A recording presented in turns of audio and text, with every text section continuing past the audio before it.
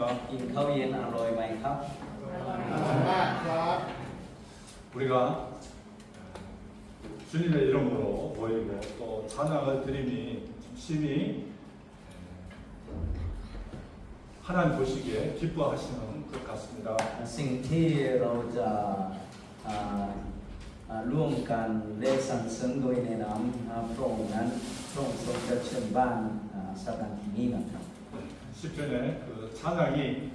황소를 드림보다 더 하나님 영광 받으신다고 말씀하셨습니다. การสรรเสริญยิ่งใหญ่กว่าถวายอวดนะครับ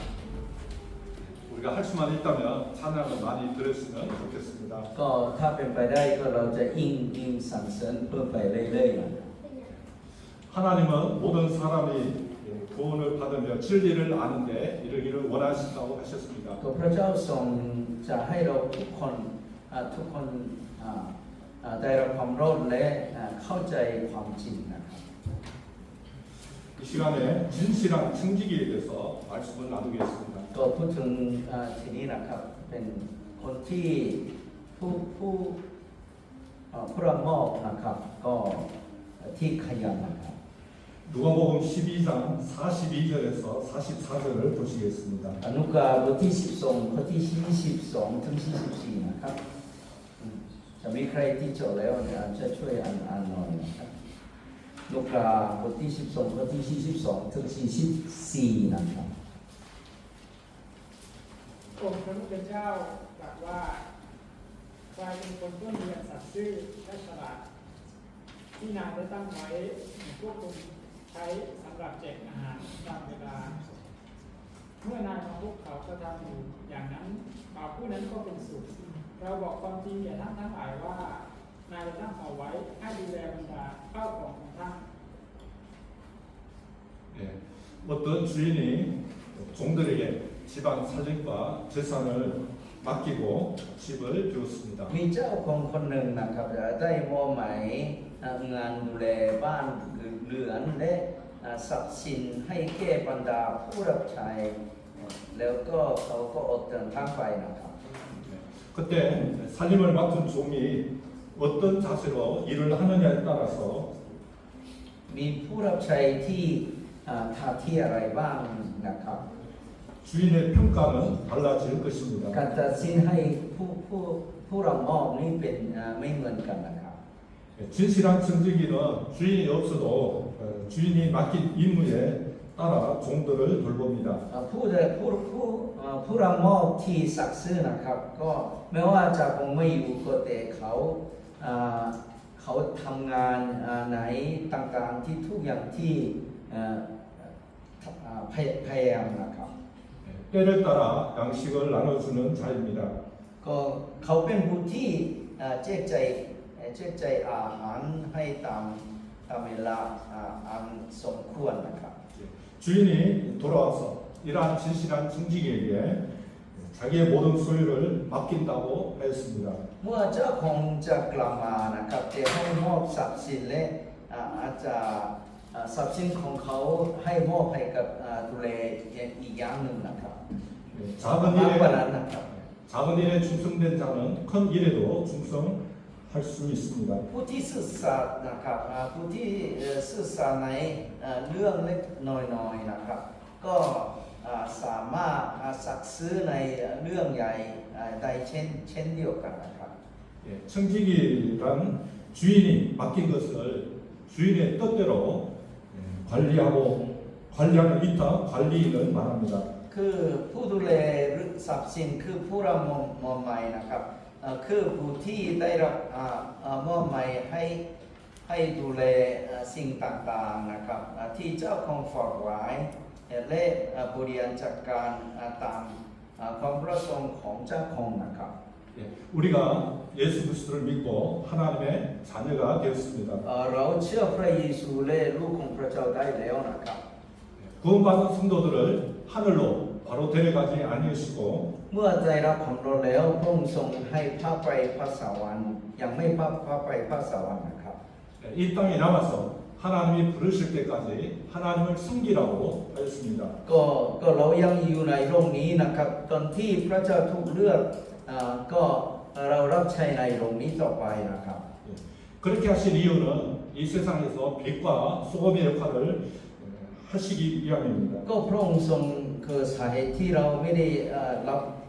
ได้รับความรอดในฐานที่ขึ้นไปสวรรค์ก็ไม่ใช่นะครับเหตุฉะนั้นทำไมเป็นอย่างนั้นนะครับเราเป็นสิ่งสว่างของโลกและกลัวด้วยนะครับ 네. 세상에 속한 사람들은 앞을 못 보는 눈 먼저 갖고 하나님을 찾지도 않고 선을 행하지도 않고 또 지옥에 간다고 해도 죽습니다. ผู้ที่ติดกับชาวโลกนะครับคือคนโลกนะครับเหมือนที่เป็นคนตาบอดนะครับและเขาไม่ได้แสวงหาพระองค์และไม่ได้ทำดีสุดท้ายนะครับเราจะให้ชี้แจงให้เขาว่าคุณจะไม่ได้เชื่อพระเยซูนั้นต้องตกไปนรกแต่เขาเย่อเย้ยเรื่องเราทั้งหลาย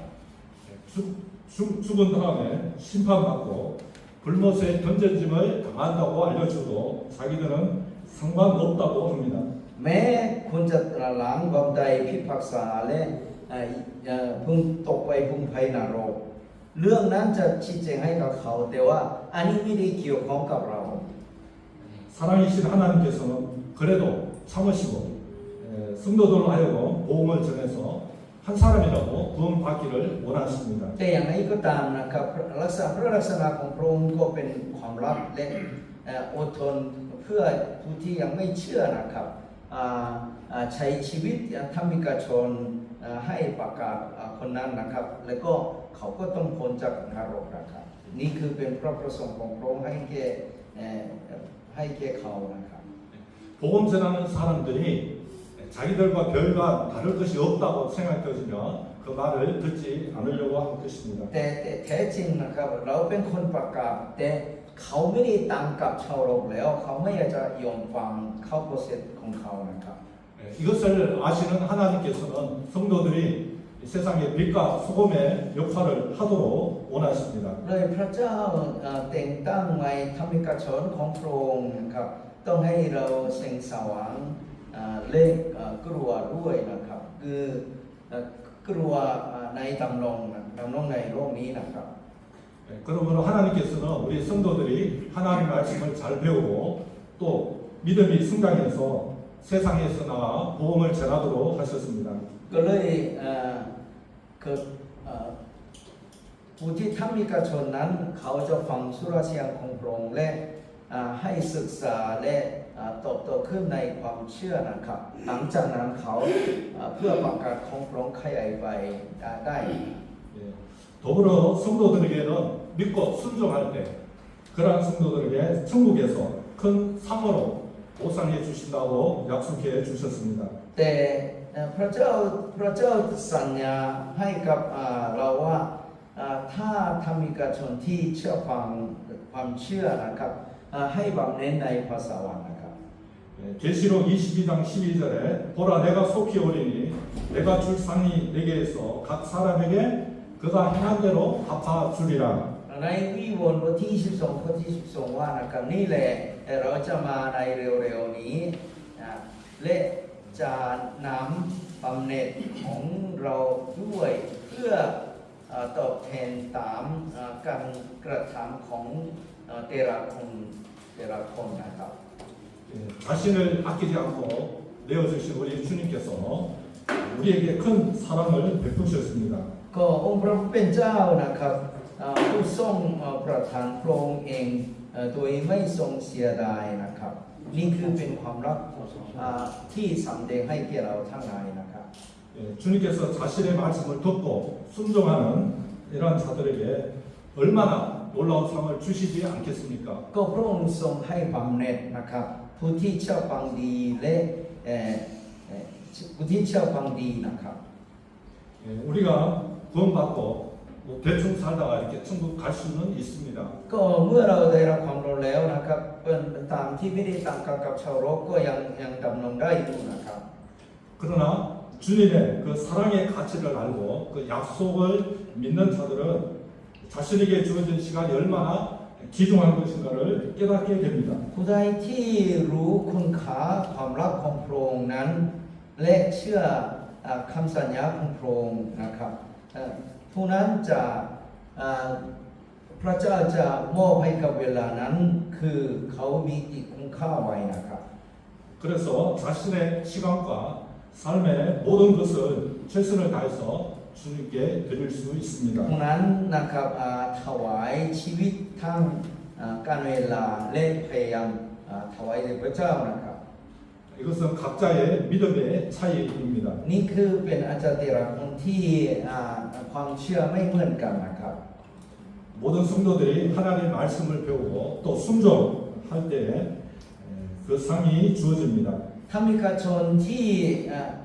ศึกษาพระวจนะของพระเจ้าและชีวิตของเขาเชื่อฟังคนนั้นจะมีบำเหน็จแน่นอนนะครับ 혹 강단에서 말씀을 전하는 형제가 그렇게 살지 않으면 말만 잘한다고 판단하고 또 그것을 핑계 삼을 수 있습니다. มีคนที่ข้ออ้างว่านะครับผู้ใดที่ผู้เทศนานะครับเขาไม่ได้ทำตามชีวิตของเขาและให้เขาให้เรานั้นตัดสินให้ผู้แทนนะครับแล้วก็เราก็ไม่ได้ทำอะไรนะครับนี่คือให้แก้ตัวได้นะครับ 그러나 그 이후로 하나님의 말씀을 받지 못한다면 결국 손해를 보는 사람은 자기 자신입니다. ก็ใครหมายความว่าเขาเป็นตัวเป็นอย่างนี้ดีแต่ว่าเป็นนักเทศนะครับเขามีบนเรื่องนี้นะครับแต่อย่าลืมนะครับอย่าลืมนะครับถ้าเราคำพูดของเขาดีนะครับเราก็ต้องเชื่อฟังเพราะว่าไม่ได้เป็นคำพูดของเขานะครับ 물론 말씀 전하는 사람의 책임이 있습니다. ก็แท้จริงคือผู้เทศที่ชีวิตญาณที่ไม่ดีก็เขาต้องรับผิดชอบเองนะครับ 그렇다고 그 이후로 본인이 충성되지 못한 그 부분에 대해서 면제되지 않습니다. คือว่าเราเข้าใจว่าเขาพูดแทนนั้นจะเป็นอย่างนี้ดีเลยเราไม่เชื่อฟังเขาไม่ใช่ความคิดของเขาเขาสอนเรื่องพระคัมภีร์ไม่ได้ทำตามนั้นเราเสียใจมากกว่าเขาอีกนะครับ 불신자들 중에 옆집에 사는 그리스도인이 자기보다 못하다고 또 깍쟁이라고 이렇게 말하면서 그 핑계로 예수님을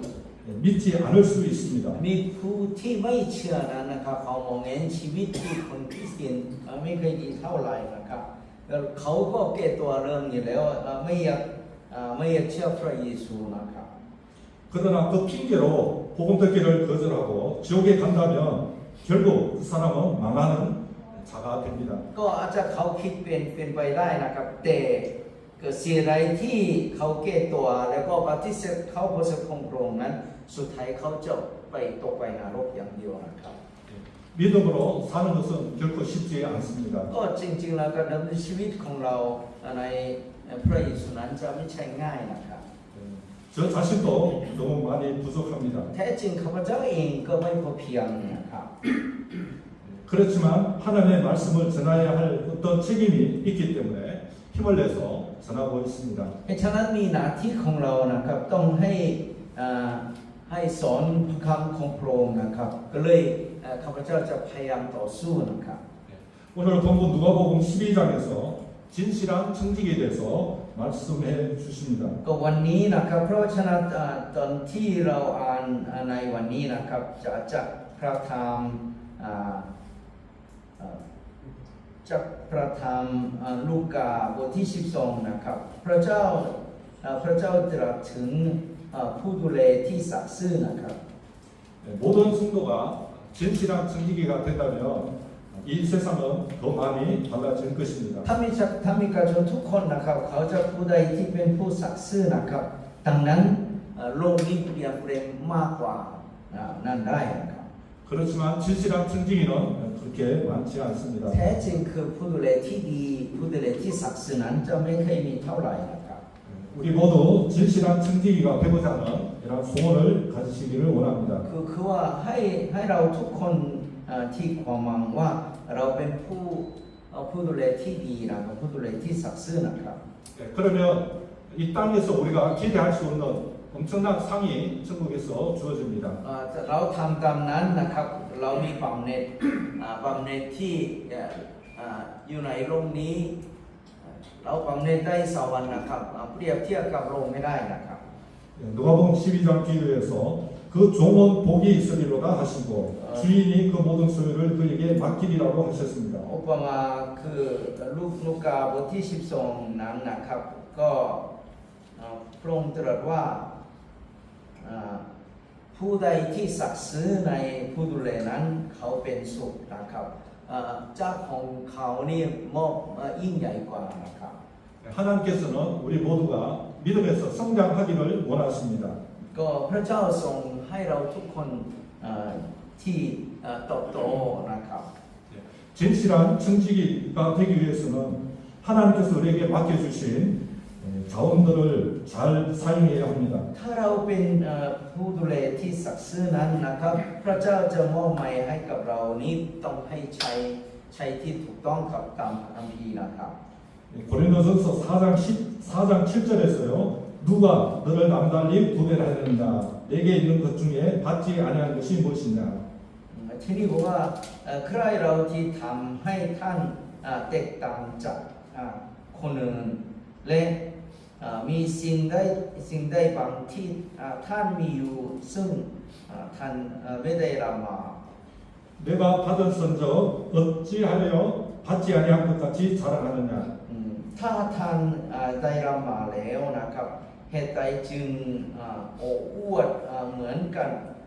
กับว่าไม่ได้รับนะครับ 그렇습니다. 우리가 받지 않은 것이 무엇이 있습니까? ก็แท้จริงใช่แล้วนะครับก็สิ่งที่เราได้รับกันทุกอย่างนะครับ 우리가 태어날 때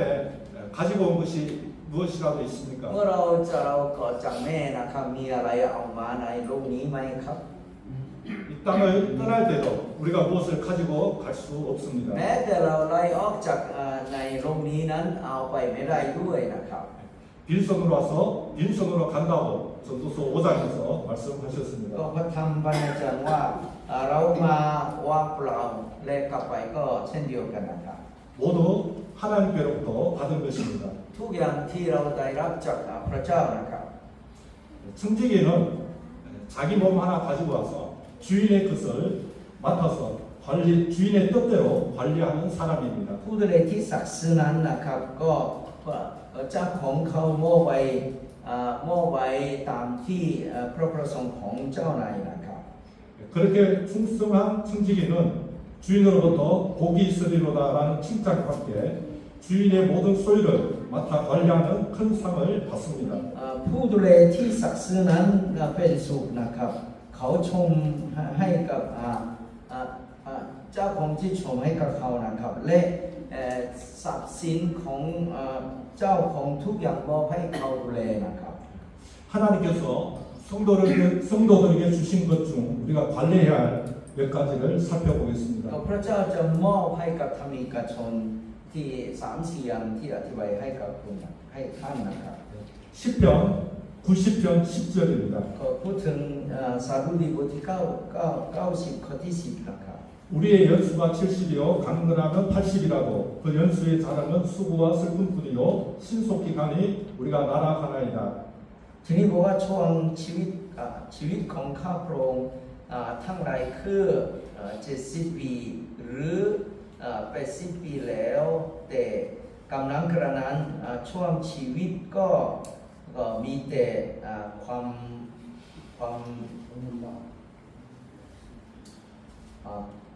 มดื้อร้อนโศกเศร้าเพราะไม่ช้าก็ผันผวนและเราก็จะไป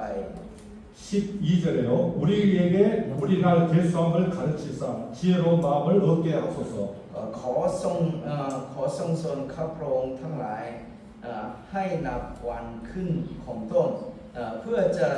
ได้มีจิตใจที่กอบโปรดด้วยสติปัญญานะครับ 이 땅에서 우리에게 주어진 이 시간이 신속히 간다는 사실을 우리가 죽음을 앞두고 안다면 이미 너무 늦습니다. การเวลาที่พระเจ้ามอบให้กับเราทั้งหลายแล้วแต่เร็วมากนั้นเกือบก่อนถึงตายก็อาจจะช้าไปหน่อยนะครับ 모세의 고백을 우리도 믿고 또 시간을 아껴서 잘 사용하는 자는 복이 있습니다. คือว่าเราเชื่อกรรมสารพัดของโมเสสนะครับแล้วก็ดูแลดีๆและผู้นั้นจะเป็นสุขนะครับ 그 12절에 우리 날 계수함을 가르치사 지혜로운 마음을 얻게 하소서라고 하였습니다. ก็ในข้อที่12กล่าวว่าขอทรงสอนให้ข้าพระองค์ทั้งหลายรู้จักกับรู้จักรู้จักนับวันเวลาของต้นเพื่อจะได้มีจิตใจที่มีสติปัญญานะครับ 예, 시간 계산을 잘 할 줄 알아야 지혜로운 삶을 살 수 있습니다. คือว่าคนที่นับเวลาดีๆนะครับเขาก็ชีวิตของเขามีสติปัญญานะครับ 지금은 가장 기억이 잘 날 때입니다. 모두가요. 또 가고 싶은 곳에 갈 수 있는 힘이 있는 때입니다. 그러나 언제나 그렇지는 않습니다. พูดถึงเรานั้นยังหนุ่มอยู่นะครับและก็ความจำดีนะครับไม่ว่าไปไหนก็ไปได้นะครับแต่วันเวลาที่เป็นไปไม่ได้ก็มีนะครับ 예, 나이가 더 많아지면 기억이 잘 나지 않습니다. ก็อายุเยอะขึ้นแล้วความจำไม่เคยได้เท่าไหร่นะครับ 가야 할 것이 가고 싶은 것이 많아도 몸이 말을 잘 듣지 않아서 갈 수 없는 처지가 됩니다. แม้ว่าอยากไปหลายที่นะครับแต่ว่าร่างกายไม่ไหวแล้วก็ถึงเวลานั้นก็โผล่นะครับ 지금이 가장 좋은 때입니다. ก็พูดถึงที่ยังเราหนุ่มก็ดีที่สุดแล้วนะครับ 에베소서 5장 16절 세월을 아끼라 때가 악함이라고 하셨고 인생을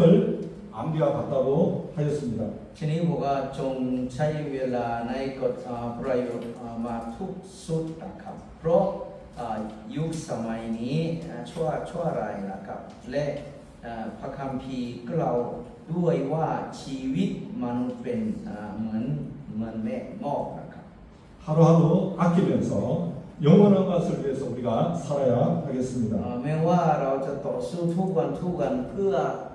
ให้สิ่งที่ไม่เสื่อมสลายนะครับ 다음 재능 관리를 보겠습니다.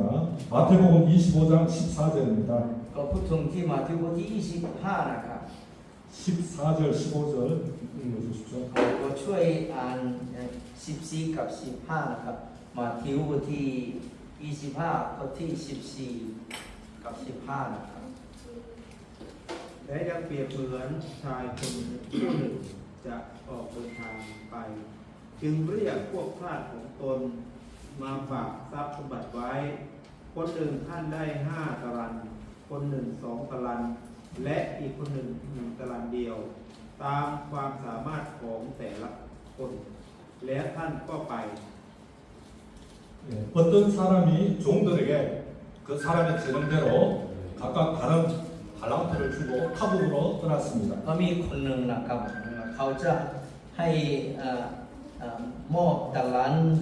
ให้ทาสของเขานะครับแล้วก็เขาก็ออกไปต่างประเทศนะครับ 그 한 달란트는요 20년치의 품삯이라고 합니다. คือว่า1 ตะลันของทองคำนั้นคือค่าจ้างของ20 ปีนะครับเท่ากับค่าจ้างของ20 ปีนะครับ 주인이 종들에게 자기의 소유를 맡겼다는 것은 주인의 뜻대로 관리하고 소유를 지키며 불리는 승직의 사명을 위임했다는 뜻입니다. ก็พูดถึงที่เจ้าของที่ให้มอบทรัพย์สินทุกอย่างให้กับเขานั้นต้องตามคำพูดของเจ้าของนะครับและดูแลสัตย์ซื่อนะครับ 주인이 종들이 자기의 기대에 보험한 것을 믿고 맡긴 것입니다. เขาก็วางใจในทาสของเขาเป็นสัตย์ซื่อนะครับเลยมอบให้ได้นะครับ 또 종들의 재능대로 맡겼으니 기대와 책임도 재능에 따라 달랐을 것입니다. แม้เขาตามที่เขามีการ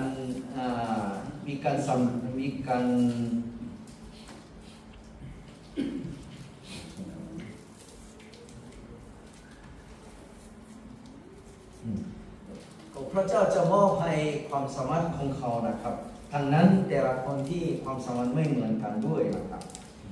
이 많은 양의 물질을 맡은 종은 어떤 자세를 가져야 합니까? เพราะฉะนั้นฐานที่ของคนที่ทรัพย์สินที่มาจากเจ้าของนั้นทำอะไรบ้างครับ 이 종들이 명심해야 하는 것은 이 물질이 자기의 것이 아니라는 것입니다. คือว่าผู้ดูแลนั้นจำคิดตลอดว่าทรัพย์สินนี้จะไม่ได้เขาเป็นเจ้าของเองมีคนที่มอบให้กับเขา 이 맡은 일에 감사하는 마음과 충성된 이러한 자세로 일을 해야 합니다. มีฐานที่ของเขาเราก็ขอบคุณที่เจ้าของที่มอบให้กับเขาและสิ่งที่ทำหน้าที่ของเขานั้นสัตย์ซื่อและพยายามต่อสู้นะครับ 또 주인이 돌아와서 결산을 한다는 사실을 명심해야 합니다. เขาควรรู้ว่าเมื่อเจ้าของกลับมาแล้วต้องเป็นนับดูนะครับต้องดูนับผลนะครับ 주인이 나중에 돌아와서 결산을 할 때에 그 맡은 일에 최선을 다한 종들에게 그 칭찬한 이런 내용을 보면 주인이 요구하는 것이 무엇인지 알 수 있습니다. คือว่าเมื่อเจ้าของที่กลับมาแล้วนะครับก็คือในบันทึกพระคัมภีร์นะครับเขาทำหน้าที่ที่ศักดิ์สิทธิ์แล้วว่าเขาควรจะรู้ว่าความประสงค์ของเจ้าของยังไงครับ 또 충성된 종들에게 주어지는 보상이 무엇인지도 알 수 있습니다. คือว่าคนที่ผู้ดูแลที่ศักดิ์สิทธิ์นั้นจะมีความเด็ดอะไรบ้างก็เราก็ทราบด้วยนะครับ 열심히 일해서 5달란트와 2달란트를 남긴 종들에게 착하고 충성된 종아, 내가 작은 일에 충성하였다고 칭찬하였습니다. เขาจะได้ผลที่ส่งดาราใน5ดารานั้นเป็นชมให้กับเขาว่าอันนี้เป็นผู้ดูแลที่ศักดิ์สิทธิ์และท่านที่รับผิดชอบที่ดีงานน้อยๆนะครับ 그리고 내가 많은 것을 너에게 맡기리니 내 주인의 즐거움에 참여할지어다라고 말씀하셨습니다. เจ้าคงบอกว่าคุณจะเป็นศักดิ์สิทธิ์แล้วนะครับก็ให้มอบใหญ่กว่ายิ่งนะครับและเขาจะร่วมกับชื่นชมของเจ้าของด้วยนะครับ 먼저는 착함과 충성됨에 대한 칭찬을 하였습니다. ก็ครั้งแรกที่ให้เป็นผู้ดูแลที่ศักดิ์สิทธิ์นะครับและก็ความศักดิ์สิทธิ์ของเขาก็ชมด้วยนะครับ 주인의 뜻대로 열심히 일을 하였기 때문입니다. เขาก็ทำการกระทำของเขาตามที่เจ้านายสั่งนะครับ 다음은 착하고 충성된 자에게 더 큰 것으로 보상을 해 주었습니다. ก็ผู้ใดที่การทำดีและศักดิ์สิทธิ์นั้นก็ให้รางวัลใหญ่ยิ่งนะครับ 더 많은 것을 맡기고 주인의 즐거움에 참여하는 영광이 주어졌습니다. เขามีเสรีเหมือนอย่างเจ้าของด้วยนะครับ 그렇지만 한 달란트를 땅에 감춰둔 종은 주인을 잘 알지 못하고 오해를 했습니다. มีคนหนึ่งดาราซึ่งเขาฝากไว้ที่ใต้ดินนะครับก็เขาก็เข้าใจผิดประสงค์ของเจ้าของนะครับ 주인이 이 종에게 악하고 게으른 종아라고 책망을 하였습니다. ก็นายจึง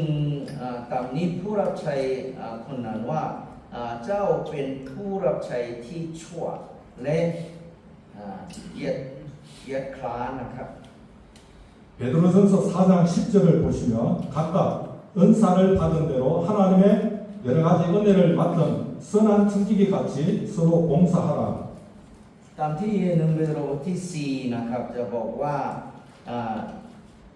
ทุกคนที่รับของประทานมาจากพระเจ้านะครับ